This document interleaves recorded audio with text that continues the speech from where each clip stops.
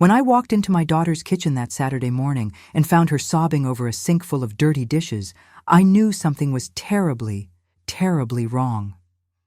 But I had no idea I was about to witness the worst betrayal a family could inflict on one of their own. Let me take you back to the beginning, because this story, this nightmare, it didn't start that morning. It started 18 months earlier, when I made a decision that would change both our lives forever. My name is Margaret, and I'm 72 years old. I've lived through a lot in my life.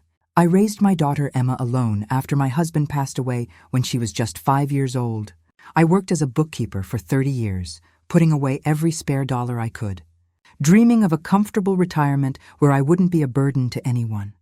But when I saw my daughter broken, destroyed by a marriage that had stolen everything from her, her confidence, her savings, her very soul, I knew that money had a different purpose. Emma had just escaped from an 18-year marriage to a man who never hit her, but somehow managed to break her in every other way possible. He ignored her for weeks at a time. He told her she was worthless, that she had ruined his life, that she would never amount to anything. And when she finally found the courage to ask for a divorce, he took everything. The house they'd bought together, their savings, even the car I'd given her for her 30th birthday. She showed up at my apartment with 2 suitcases and eyes that had forgotten how to see hope. For months, I watched her move through my living room like a ghost. She was 43 years old and convinced her life was over. No second chances, no more dreams, no possibility of happiness. That's when I did something crazy, something that everyone told me was foolish, something that would either save my daughter or leave me with nothing. I had $55,000 saved. 30 years of careful budgeting, of skipping vacations, of buying store-brand groceries so I could have security in my old age. I found a small property on the outskirts of the city, 5 acres of land with fruit trees, a 3-bedroom house, and a kitchen that overlooked the most beautiful garden you've ever seen. It cost $52,000. I took out a $7,000 loan for the rest. The day I handed Emma those keys, watching her eyes fill with tears of disbelief and hope, I knew I'd made the right choice. "It's mine?" she whispered. "Really mine? No one can take it from me?" "No one," I promised her. "This is your fresh start, your safe place, yours and no one else's." We cried together that day. We cried with relief, with hope, with the feeling that maybe, just maybe, life could be good again. I imagined Emma living there peacefully, tending her garden, maybe starting that small baking business she'd always dreamed about, finding herself again in the quiet countryside. I never imagined what would come next. 6 months later, Emma met Ryan at a grocery store. He was charming at first, so different from her ex-husband, attentive, romantic. He made her laugh for the first time in years. They got married 4 months later. Fast, I know, but Emma was so happy, and I thought she finally deserved happiness. Ryan seemed perfect. Too perfect. But then came that Saturday morning, and everything I thought I knew shattered into a million pieces. I hadn't heard from Emma in almost 3 weeks. She'd been avoiding my calls, sending short text messages saying she was busy, that everything was fine, that Ryan's family was visiting, and things were just hectic. Something in her tone felt wrong. A mother knows. We always know. So that Saturday, I drove out to the property without calling first. The gravel driveway crunched under my tires. The house looked beautiful in the morning light, exactly as I'd hoped it would. But something felt off. There were too many cars parked outside. Too much noise coming from inside. I walked up to the front door and let myself in with the spare key Emma had given me. And that's when I saw her, my daughter, my beautiful, strong daughter, standing in front of the sink with her hands submerged in soapy water, her shoulders slumped like she was carrying the weight of the entire world. Her hair, usually so carefully styled, was pulled back in a messy ponytail. The dark circles under her eyes were so deep it looked like she hadn't slept in days. And she was crying, silently, the way women cry when they don't even have the strength left to make a sound.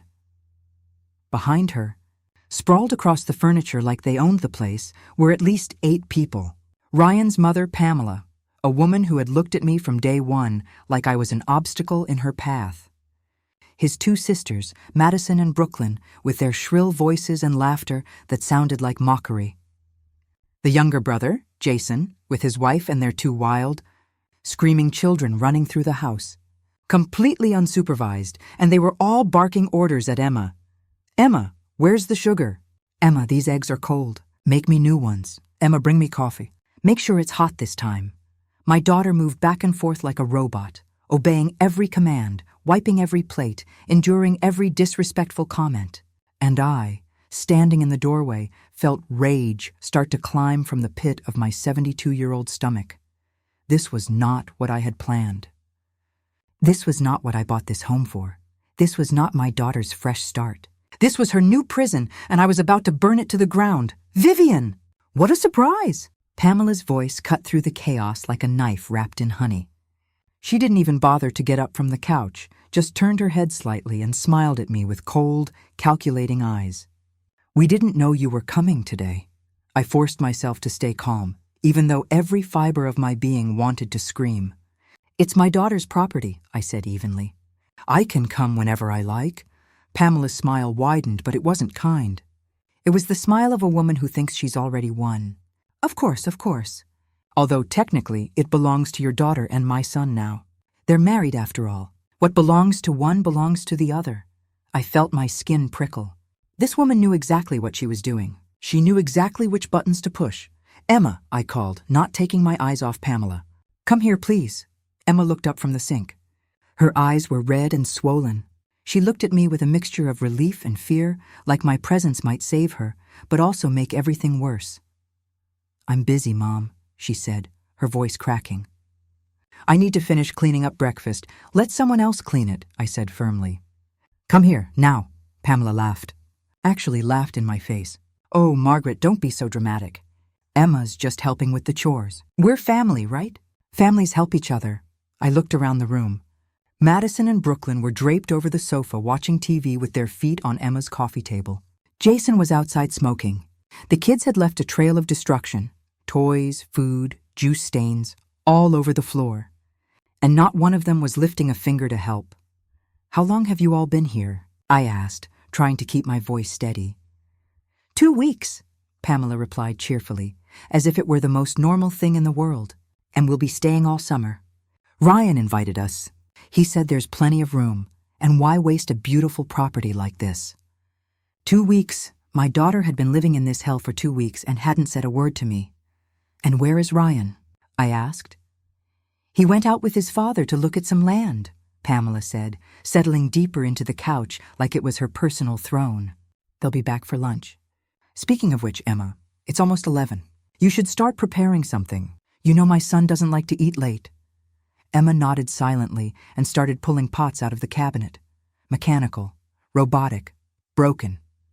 I walked over to her and gently touched her arm. She flinched like my touch had burned her. That's when I saw them. Red marks on her wrists. Cracked, swollen hands. Broken nails. The hands of someone who'd been scrubbing dishes and floors for hours without rest. "Emma," I said quietly, "I need to talk to you, alone. Why don't you sit down with us for a while, Margaret?" Madison interrupted from the couch. "We're watching a really good show. Emma, can you bring your mom some coffee?" I didn't even look at her. "I didn't come to watch TV. I came to talk to my daughter." "Wow, what an attitude," Brooklyn muttered loudly. "Now we see where Emma gets it from." I turned slowly to face her. She was a woman in her mid-30s with badly dyed blonde hair and fake nails, so long I wondered how she could function. She was eating grapes from a bowl, spitting the seeds directly onto Emma's wooden coffee table. "What attitude?" I asked, my voice dangerously calm. She shrugged, still staring at the TV. "Nothing. Just saying that sometimes Emma gets a little sensitive. Like doing a few chores is the end of the world." I took a deep breath. 1, 2, 3. I'd promised myself years ago that I would never lose control in front of people who weren't worth the energy. But these people were testing every ounce of patience I had. "Emma," I said, taking my daughter's arm firmly but gently. "Let's go outside." "But lunch," she started to protest. "Lunch can wait." I led her out of the kitchen before anyone could object. We walked toward the backyard, far from the eyes and ears of those parasites. Emma walked with her head down, dragging her feet like each one weighed 100 pounds. When we reached the old swing under the oak tree, the one I'd installed the week after buying the property, I made her sit down. I knelt in front of her, ignoring the pain in my 72-year-old knees, and took her destroyed hands in mine. "Tell me," I said simply. "Tell me everything." And then, like someone had opened a dam, Emma started to cry. Not the silent tears from the kitchen. This was deep, gut-wrenching sobbing. The crying of someone who'd been holding everything inside for far too long. "I don't know how it happened, Mom," she choked out between sobs. "Everything was so good at first. Ryan was so good to me, so different. He made me feel special, important. He never mentioned his family was like this. He never told me his mother was so controlling, so demanding." "And when did this start?" I asked gently. 3 weeks ago," Emma said, tears continuing to fall. "Pamela called Ryan saying her landlord raised the rent and she needed a place to stay while she found something cheaper. Ryan asked if she could come for a few days. I didn't want to say no. She's his mother." I felt anger surge inside me, but I stayed silent, letting her speak. "She arrived with 2 suitcases. She said it would only be a week, but on the 3rd day, Madison showed up saying she'd fought with her boyfriend. Then Brooklyn came, saying her apartment was being remodeled. Then Jason with his wife and kids, saying they wanted a vacation in the countryside." "And Ryan didn't say anything?" I asked, though I already knew the answer. Emma shook her head. "He says yes to everything. If his mother asks for something, he can't refuse. He says we owe them hospitality because they're family, that this house is big enough, that I'm overreacting when I complain." "Overreacting?" I repeated, feeling my blood temperature rise. "When they're treating you like a servant in your own home. Pamela says it's my obligation as a wife to take care of the family," Emma said quietly. "That this is how things work in their family. That a good wife always puts others' needs first." She wiped her tears with the back of her hand. And I thought, maybe she's right. Maybe I'm being selfish. Maybe this is how normal families work, and I just don't know, because I only had you growing up. Those words hit me like a slap. My daughter was doubting herself, her worth, her right to be treated with respect in her own home, all because a manipulative woman had wormed her way into her head.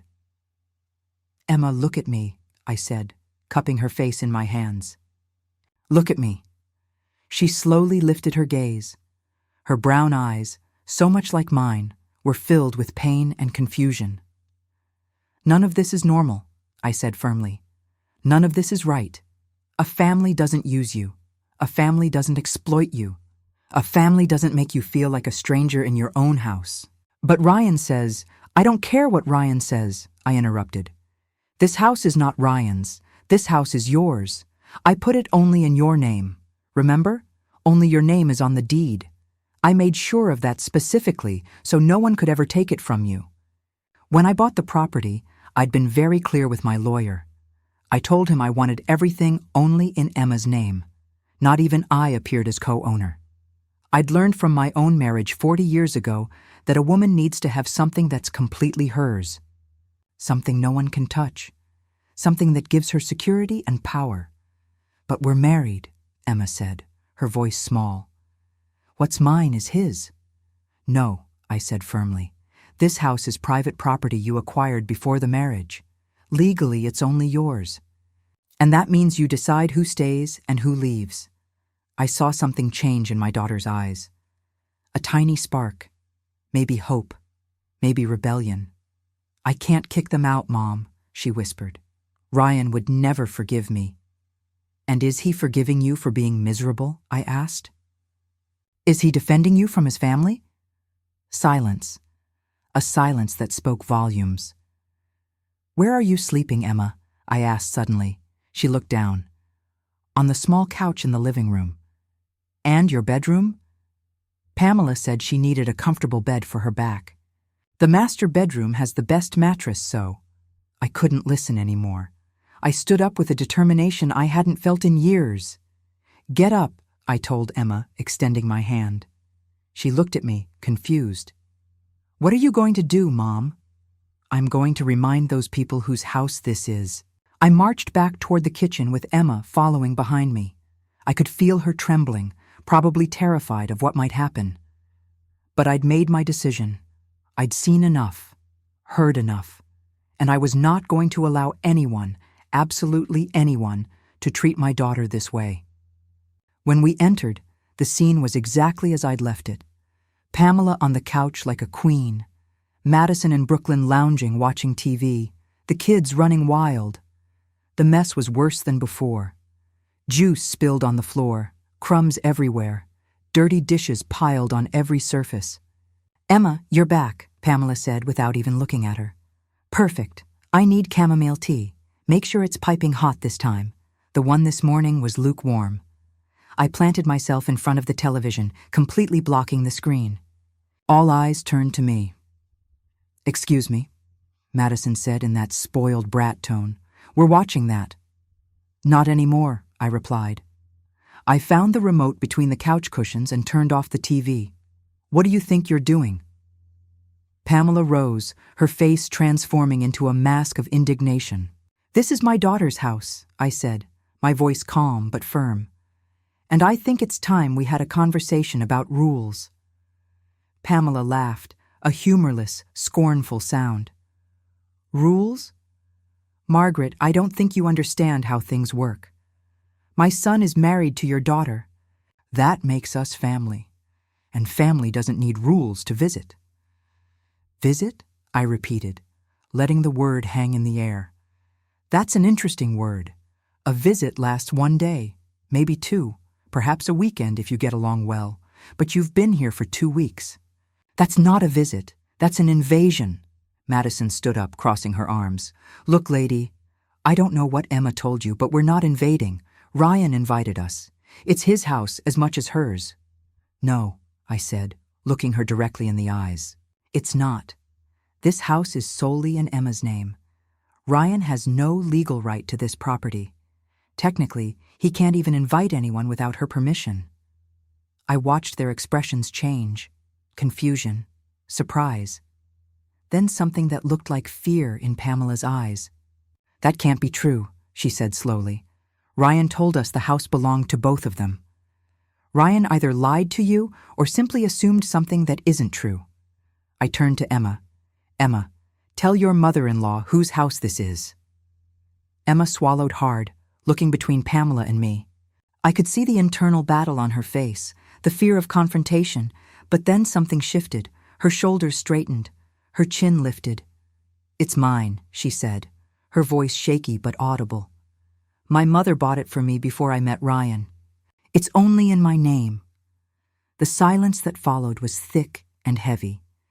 Pamela stared at us like she was recalculating everything.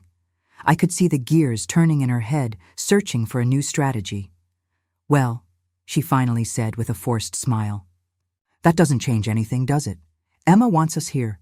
She's so sweet, so generous, not like some daughters-in-law who are selfish and petty. She understands the value of family." There it was, the oldest weapon in the book, guilt, making it seem like any objection from Emma meant she was a bad person. "Emma," I said, keeping my eyes on Pamela, "do you want these people here?" Long pause, all eyes on my daughter. I could see her struggling. Years of conditioning from her first marriage telling her to be nice, to please everyone. That's saying what she really thought would make her horrible. Emma began weakly. "The truth, sweetheart," I said softly. "Only the truth." She took a deep breath. When she spoke, her voice was stronger. "No, I don't want them here." Pamela gasped like she'd been slapped. Madison and Brooklyn looked at each other in shock. Even the children stopped running. "You can't be serious," Pamela said. "After everything we've done for you, after accepting you into our family, after my son saved you from being a divorced, lonely woman." And there it was, the true face of this woman, not manipulation, pure venom. "Saved?" I repeated, anger finally finding its voice. Your son didn't save anyone. Emma didn't need saving. She had her own house, her own life. If anyone benefited from this marriage, it was him. How dare you? Pamela took a step toward me, eyes burning. My son is a good man. He works hard. He pays the bills. What bills? I asked. The electricity, the water, because with 8 people living here, those must be pretty high lately. She opened her mouth, then closed it. I'd hit a nerve. Emma, I said, turning to my daughter. Who's been paying the utilities since they arrived? She looked down. I have. Ryan says his money is tight right now. And the food? This house was full of groceries when I left 3 weeks ago. Now the pantry's almost empty. I've been doing the shopping, Emma admitted quietly. 3 times this week, almost $800 total. $800. My daughter had spent $800 feeding these freeloaders in 2 weeks. And have they contributed anything? I asked, though I knew the answer. Emma shook her head. I turned back to Pamela with a cold smile. So let me understand. You all moved into my daughter's home. You've been eating her food, using her utilities, sleeping in her bed. And on top of that, you've turned her into your personal servant. All without paying a single cent. We're family, Pamela repeated, but her voice sounded less certain now. Family doesn't charge each other. You're right, I said, nodding. Family doesn't charge, but family also doesn't exploit. Family doesn't humiliate. Family doesn't turn your home into your prison. This is ridiculous, Brooklyn intervened. Mom, you don't have to listen to this. When Ryan gets here, he'll put these 2 in their place. Ryan won't do anything, I said with a certainty that surprised even Emma. Because by the time Ryan gets here, you won't be here anymore. The room went completely silent. Even the children froze. What did you say? Pamela asked slowly, dangerously. You heard me, I replied. It's time for all of you to pack your bags and leave. Pamela stared at me like I'd lost my mind. Then she let out a dry laugh. You can't kick us out. This isn't your house. It belongs to your daughter and my son. Your son can stay if Emma decides, I said. But you are not welcome. And who's going to make us leave? Madison sneered. You? A 72-year-old woman? Please. I walked up to her slowly, looking directly into her eyes. She was taller, younger. She probably thought that gave her an advantage. But I'd lived 72 years on this earth. I'd raised a daughter alone. I'd worked in offices full of men who thought they could intimidate me. I'd survived loss, betrayal, and pain this spoiled girl couldn't even imagine. Be careful about underestimating older women, I said in a low but firm voice. We've survived too much to be afraid of people like you. Madison took a step back, her smirk faltering. Emma, Pamela said, ignoring me and turning to my daughter. You're not going to allow this, are you? Think about Ryan. Think about how he'll feel when he finds out you kicked out his family. More manipulation. More emotional blackmail. I watched Emma open her mouth, probably to give in, to apologize. But before she could speak, I intervened. Ryan can feel however he wants, I said. But he'll have to understand that his wife deserves respect in her own home. And if he can't understand that, then maybe he needs to ask himself what kind of man he is. You're trying to destroy their marriage, Pamela accused, her voice rising. That's what you're doing. You never liked that your daughter found someone. You always wanted to keep her dependent on you. The accusation was so absurd it almost made me laugh. I, who'd spent my life savings to give my daughter independence. I, who'd worked double shifts for years. I, who'd prayed every night for her happiness. I won't dignify that with a response, I said simply. You have 1 hour to pack your things and leave this property. 1 hour? Brooklyn yelled. Are you crazy? We have suitcases, boxes. Then I suggest you start now instead of continuing to argue. Jason, who'd been quiet all this time, finally walked in from outside. He was a stocky man in his 40s with a beer gut and a permanently bored expression. What's going on? He asked, looking between his mother and me. This woman is kicking us out, his wife said shrilly. Can you believe it? Jason looked me up and down, evaluating. I could see the contempt in his eyes. The assumption that he could intimidate me just because he was a man, just because he was bigger. "Ma'am," he said, his voice trying to sound threatening, "I think you're a little confused. This is my brother's house. We're his guests. You have no authority here." I pulled my cell phone from my pocket. A simple gesture, but it made everyone tense. "What are you going to do?" Pamela asked suspiciously. "Call the police?" "Don't be ridiculous. We haven't committed any crime." "I'm not calling the police," I said, dialing a number I knew by heart. "I'm calling my lawyer." I watched their expressions change. The word lawyer has power. It has weight. It means legal consequences that can't be ignored or manipulated with sweet words. The phone rang twice before he answered. "Margaret." "What a surprise. How are you?" "Hello, Mr. Patterson," I said loudly, making sure everyone could hear. "I need you to clarify something about the deed to the property we bought for Emma last year. The house is solely in her name, correct? Her husband has no ownership rights?" "Correct. It's completely in her name. Private property acquired before marriage. Why, is there a problem?"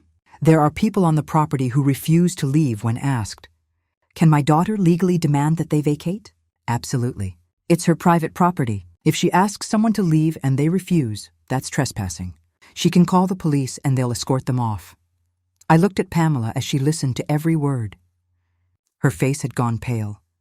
"And if they're relatives of her husband?" I asked. "Doesn't matter. The law is clear. Private property means the owner decides who can be there and who can't. Being related to the husband gives them no legal rights whatsoever." "Perfect. Thank you, Mr. Patterson. I'll call if I need anything else." I hung up and put the phone in my pocket. The silence was absolute. "Did you hear that?" I asked, looking at each of them. "If you're not off this property in 1 hour, Emma will call the police." And believe me, you don't want that. Police officers aren't kind when they have to remove trespassers. "This is unbelievable," Pamela muttered. "Wait until Ryan hears about this. Wait until he knows his own wife kicked his family out."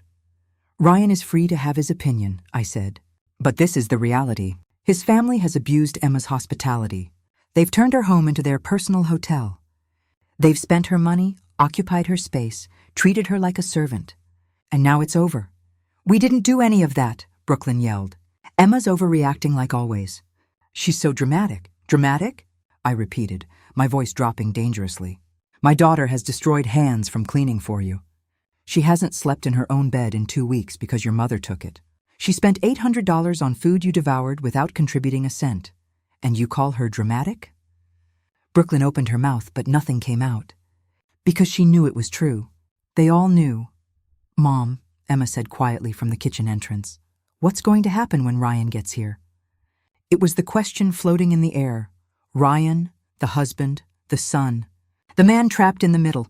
"That depends on him," I replied honestly. "He can get angry. He can try to defend his family. Or he can see this for what it is. A necessary intervention to protect his marriage." "He'll take our side," Pamela said with certainty. "My son knows his place. He knows family comes first. His family is Emma now," I said, looking at her directly. "When he married her, she became his priority." "Not you." "That's what you think," Pamela spat. "But a son is always a son. Blood is thicker than any marriage certificate." And there was the real truth. This woman's deep belief that her son would always belong to her, that no wife could ever be more important. "You have 50 minutes, I said, checking my watch. "I suggest you stop talking and start packing." For a moment, no one moved. They stood there expecting me to back down, to say it was just a joke, but I didn't move. I stood there, arms crossed, expression making it clear I wouldn't change my mind. Finally, Jason spoke. "This is stupid. I'm calling Ryan." He pulled out his phone and dialed. We all waited in silence as it rang. Once, twice, 3 times. Voicemail. "He's not answering," Jason muttered, frustrated. "Then I suggest you start packing and explain the situation when he finally calls back," I said without compassion. Pamela glared at me.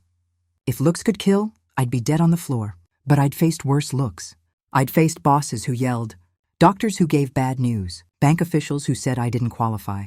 An angry glare from a manipulative woman wasn't going to make me back down. "Fine," she finally said, her voice icy. "We're leaving. But this won't stand. Ryan will know exactly what happened here today. She turned to Emma with deep disappointment. I hope you're ready for the consequences of blaming your husband and defending your mother instead of your marriage. It was her last arrow. Her final attempt to plant seeds of doubt in Emma's heart. And for a second, I saw it work. I saw fear in my daughter's eyes, her shoulders hunching. Emma isn't blaming anyone, I intervened. She's defending her right to live in peace in her own house. If Ryan has a problem with that, the problem is his, not hers. Pamela let out a scornful sound and headed toward the master bedroom. Madison and Brooklyn followed, mumbling words like ungrateful and terrible, loud enough for us to hear. Jason stayed a moment longer, looking at me with something between respect and resentment. You know you're going to cause a family war, right? He said. If defending my daughter causes a war, I replied calmly, then so be it. He shook his head and went outside to gather his kids' things. His wife followed, shooting venomous glances as she picked up toys. When we were finally alone in the living room, Emma collapsed onto the sofa, trembling. I sat next to her and held her tight, just like when she was a little girl with nightmares. Did I do the right thing, Mom? She asked, voice broken. Or did I just destroy my marriage? Sweetheart, I said, stroking her hair. A marriage that can only survive if you agree to be mistreated isn't a marriage worth saving. But I love Ryan. I know. And maybe he loves you too. But love isn't enough if it's not accompanied by respect. His family doesn't respect you. And worse, he hasn't defended you from them. We stayed like that for several minutes, listening to suitcases being dragged, drawers opening and closing, voices arguing in distant rooms. The sound of an invasion finally being dismantled. I'm scared, Emma admitted. I'm scared Ryan will leave me. That I'll be alone again. That I failed at another marriage. Listen carefully, I said, taking her face in my hands.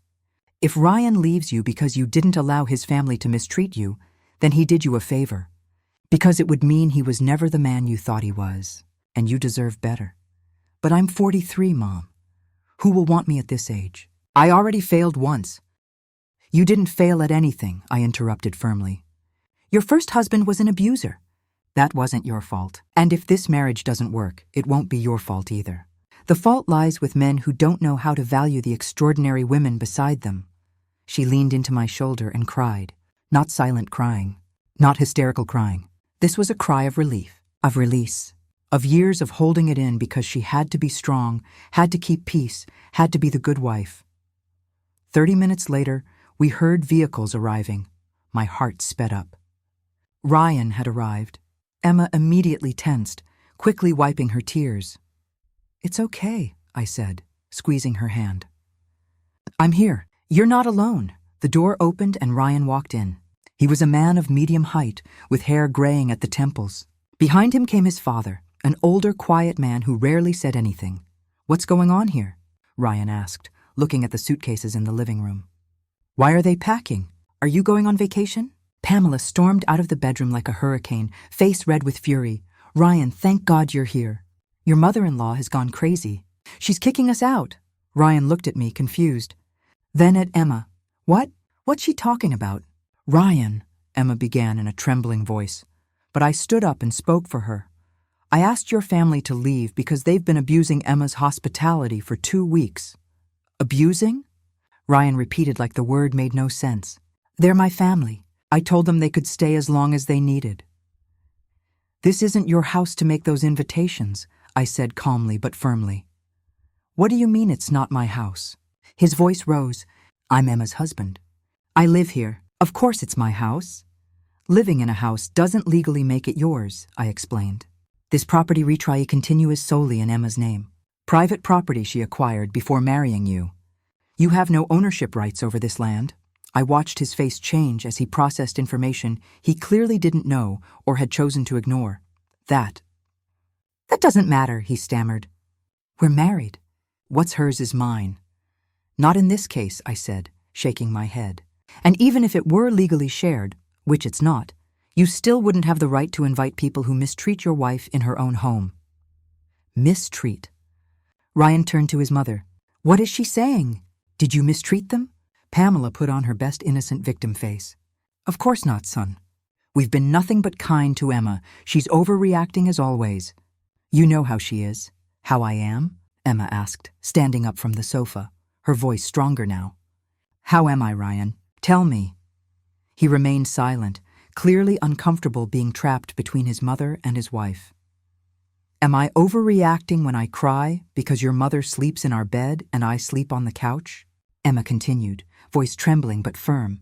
Am I overreacting when I spend all my money feeding your family while you save for a project?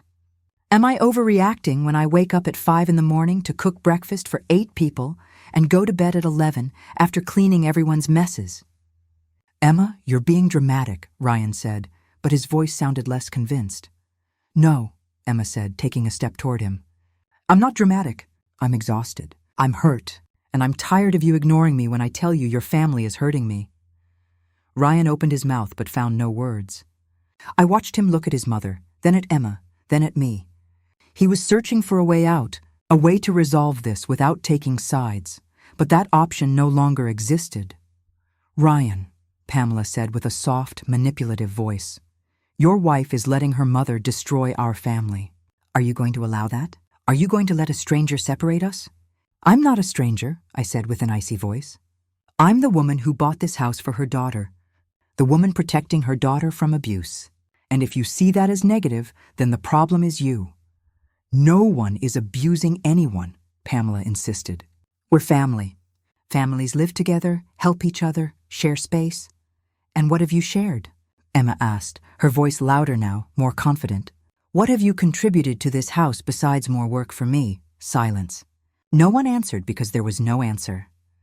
I'm asking you, Emma continued, looking at each member of the family. How much money have you put toward the food, the electricity, the water you waste with your 40-minute showers, the gas you leave burning on the stove all morning? I didn't know you were keeping track, Brooklyn muttered sarcastically. I'm not keeping track, Emma replied. But when you spend $800 in 2 weeks on food for people who don't even say thank you, you start to notice. Ryan went pale. $800? Yes, Ryan. $800 of my money because you said yours was tight. But it turns out you're not too tight to go out with your father to look at land, which probably meant breakfast and beers while I cooked for your family. I saw something crack in Ryan's expression, a small fissure in his facade that everything was fine. Emma, I didn't know you felt this way, he said, his voice softer. I told you, she replied. And now there were tears in her eyes. But fire, too. I told you 3 times. The first time you told me not to overreact. The second time you said your mother was just trying to help. The third time you got angry and told me I was the problem, not your family. Son, Pamela interrupted. Don't let her manipulate you. She's using tears to make you feel guilty. Stop it, Ryan suddenly yelled, surprising everyone. Stop it, Mom! Pamela recoiled like she'd been hit. She clearly wasn't used to her son talking to her this way. Did you know Emma hasn't slept in our bed since you arrived? Ryan asked his mother, voice trembling with contained emotion. Did you know she's been sleeping on the couch? Did you even care to ask if she was comfortable? I have back problems, Pamela stammered. I need a firm mattress. I thought Emma would understand. And why didn't you sleep in one of the guest rooms? Ryan asked. Why did you have to take our bedroom? Pamela had no answer, because the truth was obvious. She'd taken the master bedroom because she could, because no one stopped her, because she wanted to establish dominance. Ryan ran his hands over his face, breathing deeply. Mom, he finally said, voice tired and defeated. I think you should go. What? Pamela looked at him like he'd just betrayed her in the worst possible way. Ryan, you can't be serious. I'm your mother, I know, and I love you. But Emma's right. You've taken advantage of her kindness. And I allowed it because I didn't want to see what was happening. Ryan, please. Pamela's voice was pure pleading now. Don't do this. Don't make me feel like I'm a bad person. I just wanted to spend time with my family. You could spend time with us without moving in, Ryan said firmly. You could visit on weekends. We could go out to eat together. But this, he pointed to the suitcases, the mess, the tension. This isn't a visit. This is an invasion. The words I'd said earlier were now coming from her own son's mouth. And they hurt more coming from him. Madison stepped forward, face red with anger. I can't believe you're kicking us out for this woman. Your own family. The people who were there when you were born, when you grew up, when you needed us. And I'm grateful for that, Ryan said, looking at her. But Emma is my wife. She's my family now too. And you've treated her like an employee in her own house. How did you expect me to react when I finally opened my eyes? You didn't open your eyes, Brooklyn spat. They brainwashed you. That old lady, she pointed at me with contempt, came here to cause problems because she can't stand her daughter having a life of her own. I took a step toward her. Watch what you say, girl. I came here because I found my daughter crying in her kitchen, exhausted, humiliated, treated worse than a dog. And if that sounds like causing trouble to you, then you have no idea what family means. Margaret is right. A voice we hadn't expected spoke. Ryan's father, who'd been quiet all this time, finally said something. Pamela, what we did was wrong. I knew it from the start, but I didn't say anything because I never say anything. But this time, I can't stay quiet. Pamela turned to her husband, shocked. You too? My own husband is going to side against me? I'm not against you, he said in a tired voice. I'm against what we did. We took advantage of Emma's kindness. I watched her work like a slave these past 2 weeks and did nothing to stop it. And I'm ashamed. There was absolute silence. Pamela looked at her husband like she didn't recognize him. Her children looked at her, expecting her to say something, to defend them, to somehow shift blame. But for the first time, Pamela was speechless. Her arsenal of manipulation, her guilt tactics, her victim strategies, all had failed. She was being confronted not just by strangers, but by her own son and husband. Finish packing, Ryan finally said, voice firm despite visible pain in his eyes. You can stay in my old apartment downtown. I still have the keys. It has 2 bedrooms. It's not big, but it's enough until you find another place. I'm not going anywhere, Pamela said, straightening her back, trying to regain dignity. If we leave, you come with us, Ryan. That's the only option. I looked at Ryan, waiting. This was the moment of truth. The moment he'd really have to choose between his mother's manipulation and respect for his wife. Ryan looked at his mother, then at Emma, who was standing next to me with tears streaming down her cheeks but head held high. I could see the internal battle on his face. Years of conditioning versus what he knew was right. No, Mom, he finally said. I'm staying here, with my wife, in her house, where I should have been all this time, defending her instead of allowing her to be treated like this. Pamela gasped like she'd been slapped. Her eyes filled with tears, not of sadness but of rage, of powerlessness, of knowing she'd lost the control she'd had over her son for 45 years. You'll regret this, she said in a trembling voice. When she disappoints you, when this marriage fails like her first marriage, you're going to regret choosing a stranger over your own blood. Emma isn't a stranger, Ryan said with a firmness I hadn't heard before. She's my wife. And if this marriage fails, it'll be because I didn't protect her when I should have, not because she wasn't worth it. Pamela looked at all of us with a mixture of pain and fury that seemed to consume her from within. For a moment, I thought she'd continue arguing, launch more accusations, more manipulations. But something in Ryan's expression, the firmness of his stance, made her realize this battle was lost. Fine, she finally said, voice icy. We're leaving. But don't expect me to ever speak to either of you again. Not to you, Ryan, and certainly not to you, Emma. You've chosen your path. Now you'll have to live with the consequences. She turned and marched toward the master bedroom to finish packing. Madison and Brooklyn followed, shooting us looks of pure hatred. Jason and his wife hurriedly gathered their children's things, muttering about ingratitude and disrespect. Ryan's father stayed a moment longer. He walked over to Emma and put a hand on her shoulder. I'm sorry, he said simply. I should have said something sooner. I should have defended you. Emma nodded, unable to speak through her tears. He nodded back and went out to help load suitcases. Ryan collapsed onto the sofa, head in his hands. I could see him trembling, processing everything. He'd defied his mother for the first time in his life, and even though he'd done the right thing, it was clearly costing him. I went to Emma and hugged her. She clung to me like I was her lifeline, sobbing into my shoulder. Not tears of sadness, not entirely. These were tears of relief, of liberation, of years of holding it in silence, finally coming to an end. The next 30 minutes were organized chaos.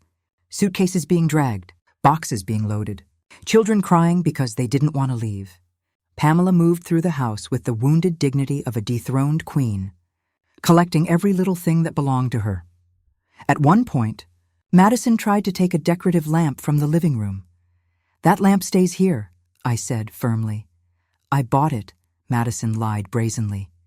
"No," Emma said, raising her voice for the first time. "I bought it. 8 months ago at that antique shop downtown. It cost $10 and I paid cash. I can show you the receipt if you want."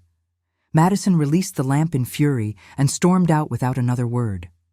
Finally, after what felt like an eternity, all the suitcases were in the cars.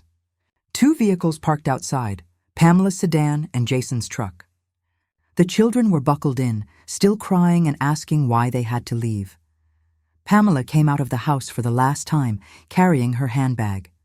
She stopped at the threshold, looking at all of us with an expression that tried to be contemptuous but couldn't completely hide the pain. "Ryan," she said, voice trembling slightly. "Last chance. Come with us. Don't let these women destroy our family. Ryan," standing next to Emma with his arm around her, shook his head slowly. "I've made my decision.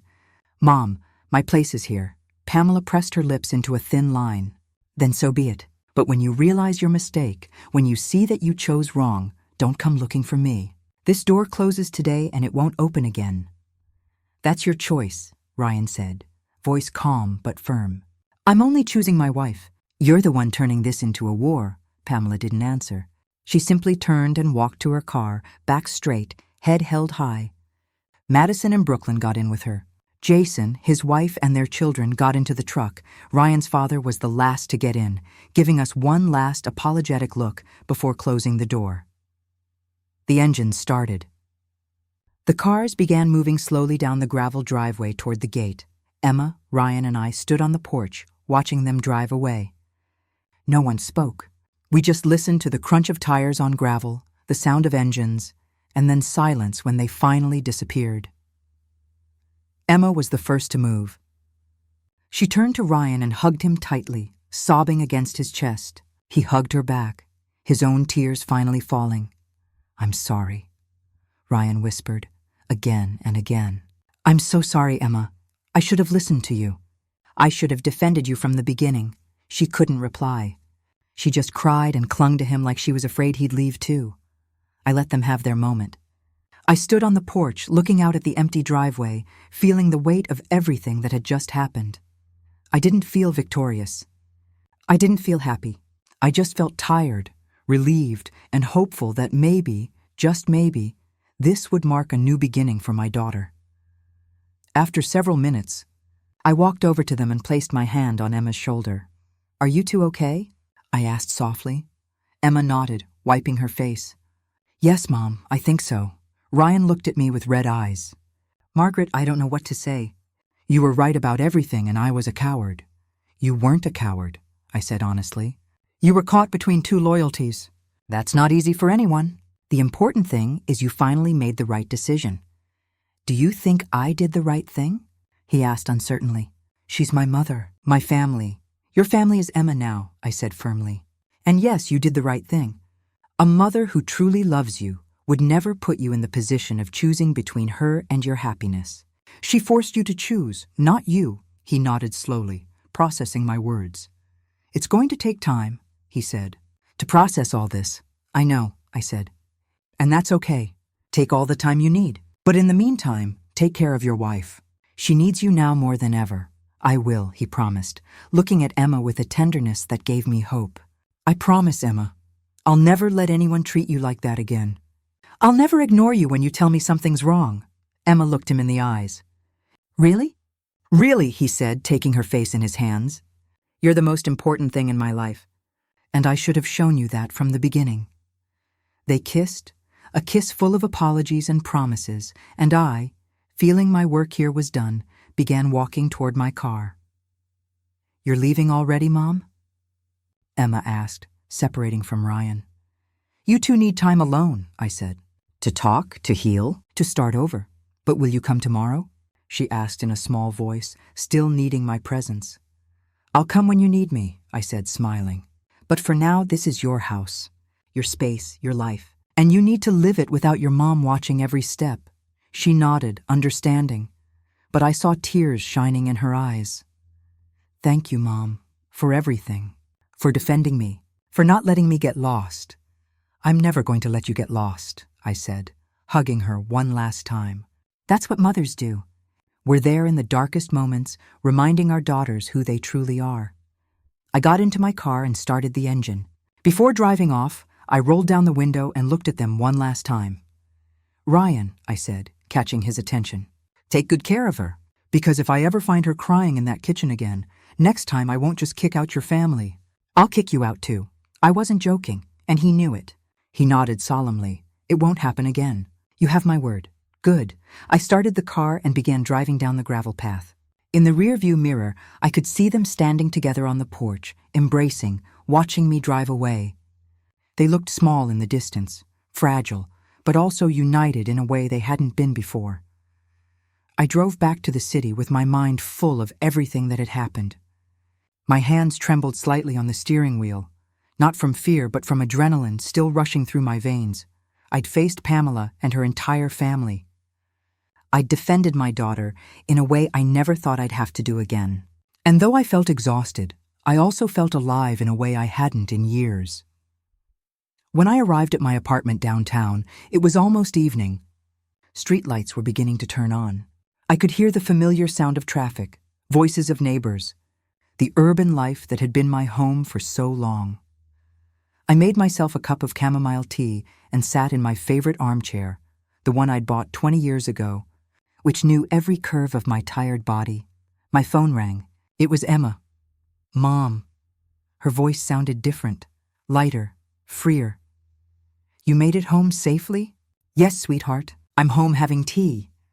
Ryan and I have been talking, she said. Really talking for the first time in weeks. He apologized for everything. For not listening to me. For not defending me. For letting his family treat me like that. And what did you tell him? I told him I forgave him, but that things have to change. That if we're going to stay together, I need to know he'll be on my side when it matters. That I can't feel alone in my own marriage again. And what did he say? He cried, Mom, he really cried. He said he was ashamed of himself, of how he let things go so far. That he'd been so programmed to obey his mother, he didn't realize he was betraying his wife in the process. I felt my chest ease a little. Maybe Ryan really had learned something. Maybe this marriage had a chance after all. I'm glad, sweetheart, truly. We're going to clean the house together, Emma continued. The whole house. Change the sheets, wash everything they touched, reorganize the spaces. Ryan says he wants the house to feel like ours again, not a reminder of what happened. That's a good idea, I said. Sometimes we need to physically clean a space to be able to heal emotionally. Mom. Her voice became softer, more vulnerable. Do you think I'm a bad person for kicking out Ryan's family? No, I replied without hesitation. You're a woman who finally defended her right to live with dignity in her own house. That doesn't make you a bad person. It makes you strong. His mom said horrible things before she left. She said I destroyed their family, that I was manipulative, that Ryan was going to regret choosing me. Those are the words of a woman who lost control, I said firmly. They have nothing to do with you and everything to do with her. Pamela is used to manipulating her son, to having power over him. When you and I confronted her, that power disappeared. And that terrifies her. Do you think she'll ever forgive me? Honestly? I don't know. But that's not your responsibility. Your responsibility is to yourself, to your peace, to your marriage. If Pamela chooses to hold on to her anger, that's her choice, not yours. I heard Emma breathe on the other end, processing my words. Thank you, Mom, for coming today, for not leaving me alone. I'll never leave you alone, I promised. But now I need you to be strong, to stand firm on your boundaries, because Pamela will try to come back. She'll call Ryan, she'll play the victim. She'll try to manipulate him into feeling guilty. And when that happens, you two need to be united. We will be, Emma said with determination that filled me with pride. Ryan promised he won't let his mother manipulate him again. He says he's going to set clear boundaries, They can see each other, but in neutral places and for short periods. Never living with us again. Never surprise invasions. That sounds fair, I said. Ryan has the right to have a relationship with his mother if he wants. But that relationship can't come at the expense of your peace of mind. We talked for almost another hour. She told me how they'd found things hidden all over the house, belongings Pamela's family had intentionally left behind to have an excuse to return. A scarf in the closet, children's toys under the sofa, Madison's toothbrush still in the bathroom. I'm going to pack everything and send it to them, Emma said. I don't want anything of theirs here. When we finally hung up, I sat in my armchair for a long time, looking out at the city lights. I thought about my own mother, who died 30 years ago. I wondered if she'd be proud of what I did today. How I defended my daughter, I think she would. I think she'd understand that sometimes love means being fierce. It means facing dragons. It means saying no when everyone expects you to say yes. The following days were quiet. Emma called me every night to tell me how things were going. She and Ryan were working on their marriage, really talking for the first time about expectations, boundaries, family. They were going to couples therapy, something Emma had suggested, and Ryan accepted without resistance. The therapist says Ryan has what they call enmeshment with his mother. Emma explained in one of our calls that he never developed healthy boundaries between her and him, which is why it's so hard for him to tell her no. And what does Ryan say about that? He says it makes sense, that he always felt he had to please his mother to be a good son. That the idea of disappointing her terrified him more than anything else. At least he's recognizing it, I said. That's the first step. 1 week after the incident, Pamela started calling. First, she called Ryan directly, but he didn't answer. Then she started sending text messages, each one more manipulative than the last. Emma read some of them to me. Your father has heart problems because of you. I can't sleep thinking about how my own son betrayed me. I hope you're happy knowing you destroyed your mother. How is Ryan responding? I asked. He's not responding, Emma said with satisfaction. The therapist told him not to respond to manipulation, to only reply when she can talk without trying to make him feel guilty. So far, she hasn't been able to. Good, I said. Maintaining boundaries is the hardest part, especially at the beginning, but it gets easier with time. 2 weeks later, I received my own call from Pamela. It was late at night, almost 10 o'clock. Margaret? Her voice sounded different, softer, more vulnerable. I need to talk to you. About what? I asked cautiously. About what happened? About my son. About everything. There was something in her tone that made me hesitate. She didn't sound like the furious, manipulative woman who'd stormed out 2 weeks ago. She sounded tired, maybe even repentant. Fine, I finally said. Speak. I didn't realize, she began, voice trembling slightly. I didn't realize what I was doing, how I was treating Emma. In my mind, I was just being part of the family, helping, being present. But my husband made me see that it wasn't like that, that I was being abusive. I stayed silent when she couldn't say the word. Yes, she finally admitted after a long pause. Abusive. That word has been haunting me. I never thought I'd be the kind of person who would make someone feel that way. But you did, I said, not softening my words. You turned Emma's home into her prison. You treated her like a servant. And when she tried to defend herself, you made her feel like she was the one who was wrong. I know, Pamela said, voice broken.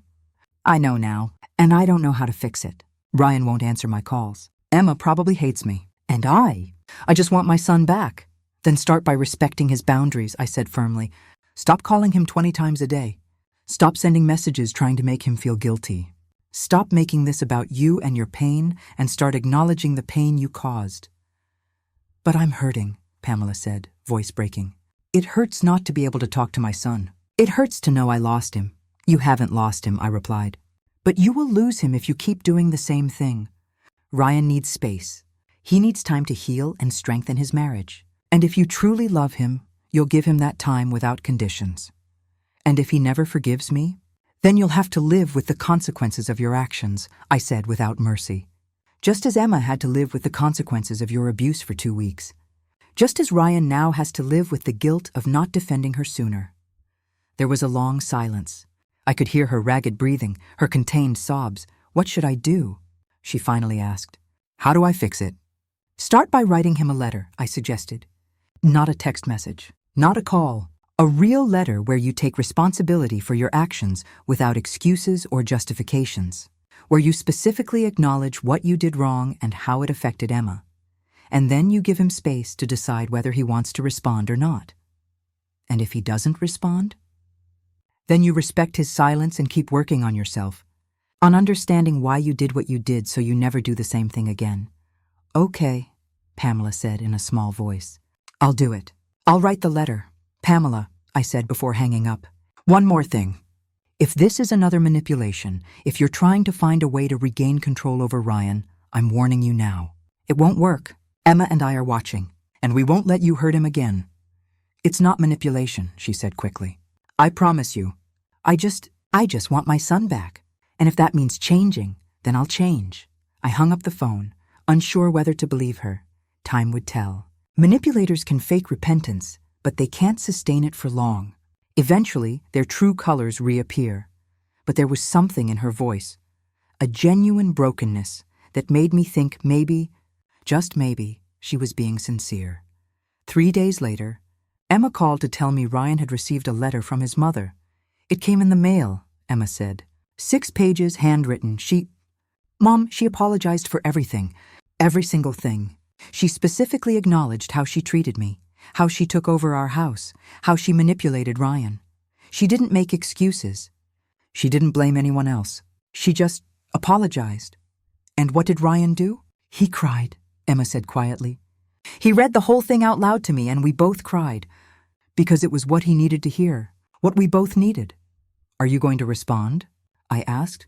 We already did, Emma said. We told her we appreciated the apology, but that we need time. That when we're ready, we can meet in a neutral place for short periods. But that she'll never be welcome in our house again unless she shows, with actions, not just words, that she's changed. And she accepted? Yes, Emma said, sounding almost surprised. She said she'd wait as long as necessary, that she'd do whatever it takes to rebuild trust. We'll see, I said with skepticism. Time will tell if she's sincere. I know, Emma agreed. That's why we're in no hurry. Ryan is my priority now, and if his mother can't respect that, then she'll have to live with the consequences. I felt a swell of pride hearing my daughter speak with such confidence. Such strength. This was the woman I'd raised. The woman who'd gotten lost for a while but was finally finding her way back. 1 month after the entire incident, Emma invited me to the property for lunch. When I arrived, I almost didn't recognize the place. They'd planted new flowers in the garden, roses, lilies, sunflowers. The walls were freshly painted a soft yellow that made the whole house glow in the sunlight. There were new curtains on the windows, a new table in the dining room, and the entire house smelled clean. Like a new beginning. Do you like it? Emma asked with a radiant smile I hadn't seen on her face in months. Ryan and I have been renovating every corner. We wanted it to feel like a new place, free of memories of what happened. It's beautiful, I said honestly. It feels like a real home. Ryan came out of the kitchen with a tray of lemonade. He looked different too, more relaxed, more present. He greeted me with a sincere hug. Margaret, thanks for coming. Emma was excited to show you everything. We sat in the backyard under the shade of the apple tree. Emma told me about her plans to start her home-based baking business, something she'd always dreamed of but never had the courage to try. Ryan had built a small additional oven in the kitchen, specifically for her. Took my first order last week, Emma said, beaming. A birthday cake for a neighbor. She loved it so much, she's already referring me to her friends. That's wonderful, sweetheart, I said, feeling my heart swell with pride. And your mother? I asked eventually, the question that had been floating in the air. Ryan sighed. She sent the letter Margaret suggested. It was hard to read. She acknowledged everything without excuses. She specifically apologized to Emma for every single thing she did. She said she understood if we didn't want contact with her. And what did you decide? We replied, Emma said. We told her we appreciated the apology, but that we needed time. That when we're ready, we can meet in a neutral place for short periods. But that she'd never be welcome in our house again unless she showed, with actions, not just words, that she's changed. And she accepted, Ryan added. She said she'd wait as long as necessary, that she'd do whatever it took to rebuild trust. We'll see, I said, still cautious. Time will tell if she's sincere. I know, Ryan nodded. That's why we're in no hurry. Emma is my priority now, and if my mother can't respect that, then she'll have to live with the consequences. We spent the afternoon eating, laughing, sharing stories. It was the first time in a long time I'd seen Emma truly happy, truly at peace, and seeing Ryan look at her with that protective love, with that genuine attention, gave me hope that maybe this marriage could survive after all. When I was about to leave, Emma stopped me on the porch. Mom, she said, taking my hands in hers, I've never properly thanked you for what you did, for coming that day, for defending me when I couldn't defend myself. You don't have to thank me, I said. That's what mothers do. No, she insisted. Not all mothers do that. Many women your age would stay quiet. They'd say it's not their problem, that married daughters must solve their own conflicts. But you came. You faced an entire family for me. You risked Ryan leaving me. You risked making things worse. But you did it anyway, because you knew it was the right thing. I felt tears stinging my eyes. You're my daughter, I said simply, and no one, absolutely no one, has the right to treat you the way they treated you. If I hadn't intervened, if I'd let you continue in that situation, I never would have forgiven myself. We hugged tightly, mother and daughter, survivors of different storms, but united by an unbreakable love. I love you. Mom, Emma whispered. I love you too, sweetheart, always. I drove back to the city as the sun began to set, painting the sky in oranges and pinks. I thought about everything that had happened in the last month, how a situation that seemed hopeless had found its resolution. How my daughter had recovered her voice, her strength, her home.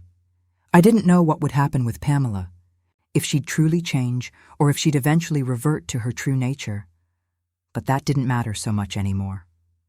Because now Emma knew how to defend herself.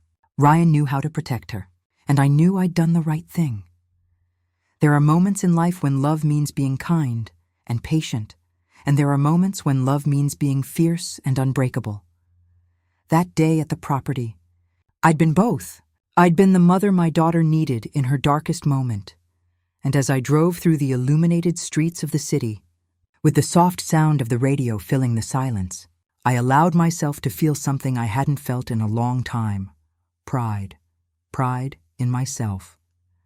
In my daughter. In the strong woman I'd raised. Because at the end of the day, that's what mothers do. We teach our daughters to be strong. We show them they have worth, that they deserve respect. That no relationship is worth having if it comes at the expense of their dignity. And when they forget those lessons, when life hits them so hard they lose sight of who they are, we're there to remind them, we're there to tell them, get up. You're stronger than you think, and I'll be by your side while you fight. I arrived at my apartment that night feeling the weight of my 72 years, but also feeling something younger, more vital. I'd spent almost all my savings on that property. I'd risked my relationship with my daughter's husband. I'd faced an entire family without fear, and I'd do it all again without a second thought, because that house, that acreage I bought with the money from a lifetime of work, wasn't just a property. It was a symbol of independence, of security, of a woman's ability to have something no one can take from her. And when that security was threatened, when that refuge turned into a prison, I did what any mother would do for her daughter. I gave her back her home. I gave her back her voice. I gave her back her life. That night, before going to sleep, I received one last message from Emma. It was a photo of her and Ryan in the backyard, embracing, genuinely smiling. The setting sun bathed them in golden light, and for the first time in so long, they looked like a couple who actually belonged together. Below the photo, just 3 words. Thank you for everything. I smiled, put away the phone, and closed my eyes, knowing that my daughter was finally okay. That her house was truly hers, that her life belonged to her, and that if she ever needed me again, I'd be there in 5 minutes, ready to fight again, because that's what mothers do. We don't give up. We don't back down, and we never, ever let anyone hurt our daughters without consequences. Never. 6 months passed. 6 beautiful, peaceful months. Emma's baking business was thriving. She had regular customers now, and she'd even been featured in the local newspaper as the hidden gem baker of the countryside. The article included a photo of her in her kitchen, covered in flour, smiling wider than I'd seen her smile in years. Ryan had kept his promise. He went to therapy religiously, worked on his boundaries with his mother, and most importantly, he defended Emma, not just from his family, but from anyone who tried to make her feel small. Pamela had kept her distance. She'd meet with Ryan once a month in a cafe downtown, neutral ground, for exactly 1 hour. Emma didn't attend these meetings, and Ryan respected that. He'd come home and tell Emma everything they discussed, maintaining transparency. It seemed like the nightmare was finally over. But then came the call that changed everything again. It was a Tuesday afternoon. I was at my apartment organizing old photo albums when my phone rang. "Mom." Emma's voice was strange, not panicked exactly, but tense. "Can you come to the house? Something happened. What's wrong?" I asked, already grabbing my keys. "Just, please come. I need you here." I drove faster than I should have, my mind racing through 1,000 terrible possibilities. Had Ryan's family shown up again? Had he changed his mind? Had Pamela manipulated him into something? When I arrived, Emma and Ryan were sitting on the porch swing together. But they weren't alone. Sitting in one of the chairs, looking smaller and more fragile than I'd ever seen her, was Pamela. My first instinct was to turn around and leave, or to demand she get off the property immediately. But something stopped me. Maybe it was the way she sat there, not with her usual commanding presence, but hunched, broken, like she'd been carrying something heavy for far too long. "Mom," Emma said, standing up. "Please, just hear her out." I looked at my daughter, trying to read her expression. Was this another manipulation? Had Pamela wormed her way back in? But Emma's eyes were clear, calm. She wasn't the broken woman from 6 months ago. She was in control. 5 minutes, I said, crossing my arms. "And if I don't like what I hear, I'm calling the police." Pamela looked up at me, and for the first time since I'd known her, I saw genuine remorse in her eyes. "Margaret," she said, her voice barely above a whisper, "I don't expect you to forgive me. I don't expect Emma to forgive me either. But I need to say something I should have said 6 months ago." I waited, saying nothing. "When you confronted me that day," Pamela continued, her hands trembling in her lap, "I was furious. I felt humiliated, betrayed by my own son. I spent weeks hating you, hating Emma, hating everyone who I thought had turned Ryan against me." She took a shaky breath. "But my husband, he didn't let it go. He made me look at what I'd done, really look at it. He made me see how I'd treated Emma, how I'd raised my children to think they could use people, how I'd controlled Ryan his entire life and called it love." Tears started falling down her cheeks. "I went to therapy, real therapy, not to learn how to get my son back, but to understand why I did what I did. And what I discovered," she paused, wiping her eyes, "what I discovered broke me." Emma sat back down next to Ryan, taking his hand. He squeezed it gently. "I grew up in a family where women were taught that our only value came from controlling our homes, our children, our territory," Pamela said. "My mother did the same thing to my father's family. I watched her dominate every situation, and I thought that's what strength looked like. I thought that's what being a good mother meant." She looked at Emma with raw vulnerability. "But I was wrong. What I did to you wasn't strength. It was cruelty. I took away your peace, your dignity, your safety in your own home. And I did it because I was terrified of losing control over Ryan, terrified that he'd love you more than me." The silence that followed was heavy. I found myself moving closer, not because I forgave her, but because I recognized something in her words. The pain of a woman who'd been taught the wrong lessons and passed them on without questioning. "Emma," Pamela said, turning to my daughter, "I wrote you letters. 10 different letters over the past 6 months. But I never sent them because I knew words weren't enough. So instead, I've been working, really working on myself." She reached into her bag and pulled out a thick folder. "I've been going to therapy twice a week. I joined a support group for controlling parents. I've been reading books, doing workbooks, trying to understand the damage I caused. She handed the folder to Emma. Inside were certificates from parenting classes, therapy attendance records, pages of handwritten journal entries. "I'm not asking to move back in," Pamela said quickly. "I'm not asking for things to go back to how they were. I don't even know if we can have a relationship, but I needed you to know that I heard you, both of you. And I'm trying to become the kind of person who deserves a second chance, even if I never get one." Emma looked through the folder, her expression unreadable. Ryan leaned over to look with her. I watched my daughter carefully. This was her decision, her home, her boundaries to set. After what felt like an eternity, Emma looked up. "Why now?" she asked. "Why are you telling us this now?" Pamela's lip trembled.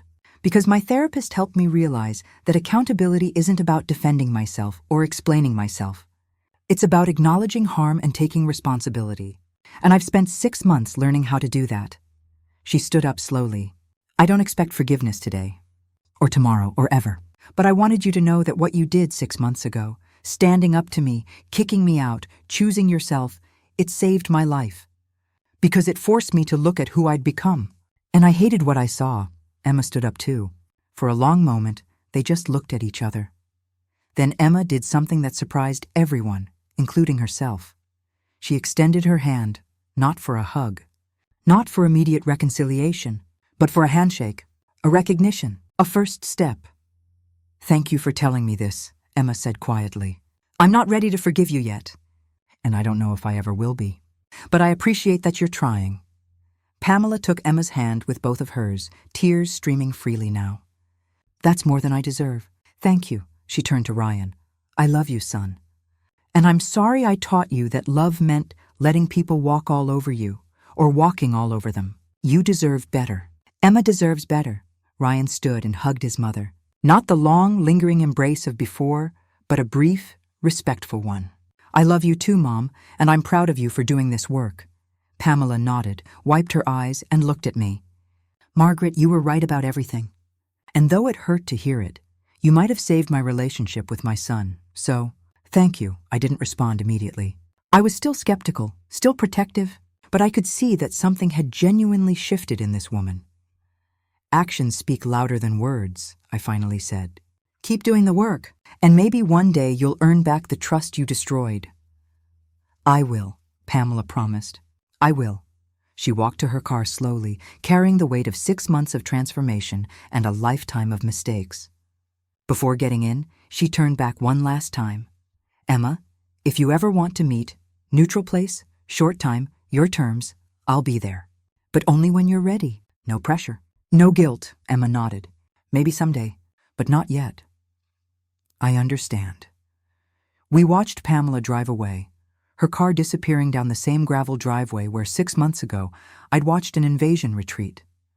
But this time felt different. This time wasn't about winning or losing. It was about growth, accountability, and the painful process of becoming better. After Pamela left, the 3 of us sat in silence for a long time. Emma was the first to speak. "Do you think she meant it, Mom? Or is this just another manipulation?" I thought carefully before answering. I think pain can sometimes teach people what love couldn't. But only time will tell if the changes are real." "I want to believe her," Emma admitted. "But I'm scared. What if I let her back in and she goes back to who she was?" "Then you set boundaries again," Ryan said firmly. "We set boundaries together. My mother doesn't get unlimited chances to hurt you. If she proves she's changed, great. If not, we protect ourselves." I looked at my son-in-law with new respect. 6 months ago, he couldn't stand up to his mother. Now he was standing with his wife, putting her first. That was real growth. "You know what I realized today?" Emma said, looking out at her garden. "Forgiveness doesn't mean forgetting. It doesn't mean letting people back into your life like nothing happened. It means releasing the anger so it doesn't poison you." She turned to me. "You taught me that, Mom. When you came here 6 months ago, you weren't just defending me. You were showing me that I have the right to defend myself, that I'm worth defending." My eyes filled with tears. "You were always worth defending, sweetheart." "But I didn't believe it," Emma said. "After my first marriage, after everything, I thought maybe I was the problem. Maybe I deserved to be treated badly. Maybe expecting respect was asking too much." She stood up and walked to the edge of the porch, looking out at the land I'd bought her. This house, this land, it gave me more than shelter. It gave me proof that I mattered, that someone believed in me enough to invest everything in my future. Ryan stood and joined her, wrapping his arm around her waist. And now it's giving us a future. Together. I watched them standing there, stronger together than they'd ever been apart. And I realized something profound. The money I'd spent, the $55,000 I'd saved for 30 years, that wasn't just an investment in property. It was an investment in my daughter's ability to stand on her own, to know that she had something no one could take from her. And that knowledge, that security, had given her the strength to say no when saying yes would have destroyed her. You know what's funny? I said, standing up and joining them at the railing. When I bought this place, I thought I was buying you a house. But what I actually bought you was the power to choose. Emma looked at me, confused. What do you mean? The power to choose who comes into your space. Who stays in your life. Who gets access to your peace, I explained. Without that deed in your name, without that legal ownership, you would have been powerless when Pamela's family invaded. Ryan could have overruled you. You would have had no choice but to endure. Understanding dawned in Emma's eyes. But because it was mine, only mine, I could say no. I could reclaim my space. Exactly, I said. That's why I made sure your name was the only one on that deed. Not because I didn't trust Ryan, but because every woman deserves to have something that's undeniably, legally, completely hers. Ryan nodded slowly. I get it now. At first I was hurt when I found out the house wasn't in both our names. I felt like Emma didn't trust me. But now I understand. It wasn't about trust. It was about security. It was about power, I corrected gently. The power to protect herself if she ever needed to. And 6 months ago, she needed to. We stood there together as the sun began to set, painting the sky in brilliant shades of orange and purple. So what happens now? Emma finally asked. With Pamela? With everything? Now? I said. Now you keep building your life, your business, your marriage, your happiness. And if Pamela proves she's really changed, if she respects your boundaries, if she adds value to your life instead of stress, then maybe, eventually, there's room for her. On your terms. And if she doesn't? Emma asked. Then you have everything you need to protect yourself, I said simply. You have your home. You have your voice. You have a husband who finally understands what it means to be a partner. And you have a mother who will drive here in 5 minutes if anyone tries to hurt you. Emma laughed through her tears and hugged me tight. I know, Mom. I know. As I drove home that evening, I thought about everything that had happened over the past 6 months. The confrontation that could have destroyed a family, but instead forced everyone to grow. The daughter who found her strength again. The son-in-law who learned what it means to be a husband. The mother-in-law who, maybe, possibly, was learning what it means to love without controlling. And me? I learned that sometimes the greatest gift you can give someone isn't comfort. It's the tools they need to fight their own battles. That $55,000 didn't just buy Emma a house. It bought her agency, autonomy, the legal right to control her own space and, by extension, her own life. And when that was threatened, when manipulative people tried to take that power away, she had both the legal standing and the support system to fight back. That's what every woman needs. Not just a safe place to live, but the power to keep it safe.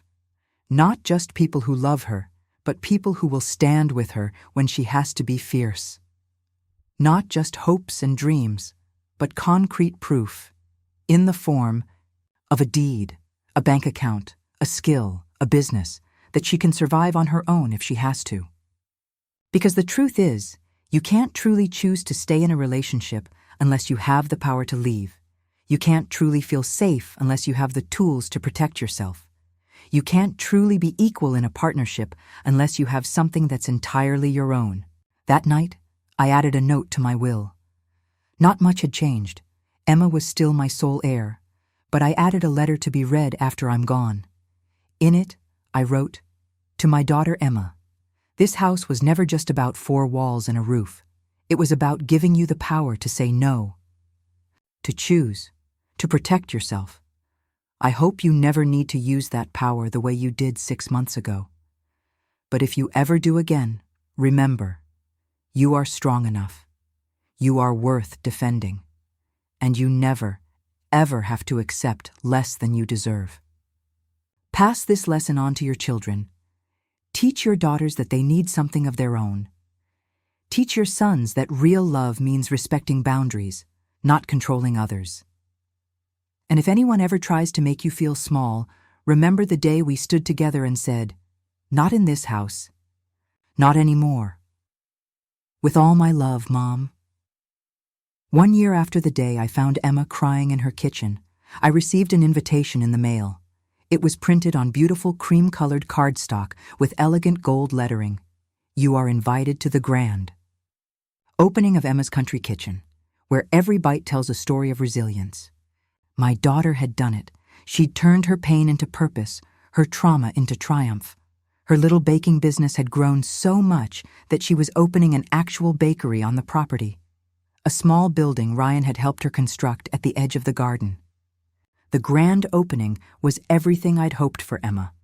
The bakery was charming and warm, with exposed wooden beams, large windows overlooking the garden, and the most incredible smell of fresh bread and pastries. Dozens of people came, neighbors, customers, friends Emma had made in the community. The local newspaper sent a reporter. A food blogger came and live-streamed the whole event, and in the corner, sitting quietly at a small table, was Pamela. She'd been invited. By Emma, not Ryan. A test, perhaps, or maybe an olive branch. I watched Pamela throughout the afternoon. She didn't try to take over or make herself the center of attention. She didn't give unsolicited advice or criticize anything.